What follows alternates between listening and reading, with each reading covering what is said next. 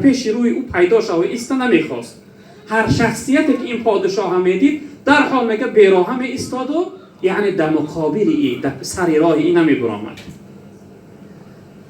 روزی میگه قسمت الهی ساعت این شخصیت به پایان رسید، وقتش لحظه حیاتش به بودی رسید. خداوند ملک الموت حضرت عزرائیل امر کرد که برای فلان پادشاه قبض رو کن، جانش بگیر. میگه حضرت عزرائیل به خاطر عبرت دیگرها به صورت جسم انسان خودش گرداند و به سر راه این شخصیت آمد. این پادشاه میگه عادت داشت هر روز میگه در قد کوچه شهرش میبرامد، سیاح تماشا میکرد، شهرش افتخار میکرد من پادشاه هستم، این شهر من است. میگه وقتی تماشا میکرد در بالای اسب نشسته، حضرت عزرائیل علیه السلام میگه به صورت انسان یعنی به جسم انسانی گردانده سر راهش گرفت.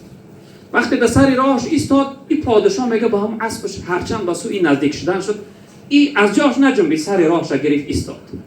پادشاه تعجبش کرد که در حیاتش یکم بار یک شخصی است که سر راهش گرفت است، در مقابلش ایستاده است، غیرت نشان میده.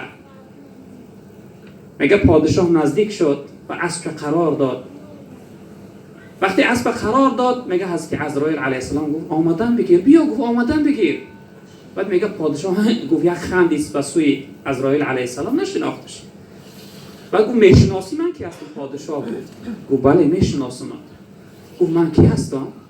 گفت تو پادشاه غیور زور، شخصیتی که یگان از جرأت و قوت نمیاد در مقابل تو ایستادگی کنه.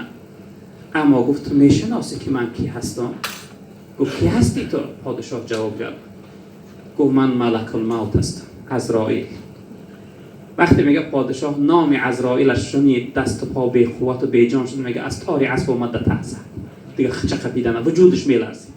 در زمین میگه خچه کشان به نزد پای عزرائیل علیه السلام آورد.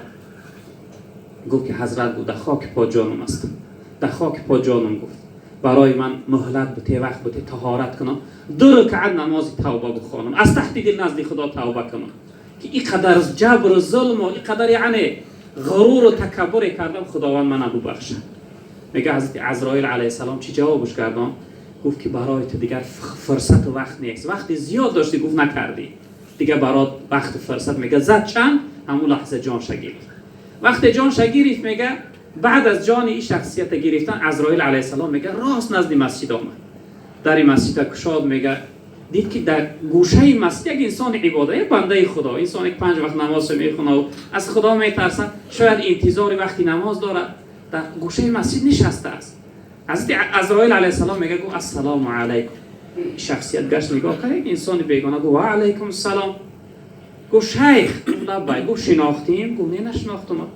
گفت من ملک الموت هستم، عزرائیل هستم.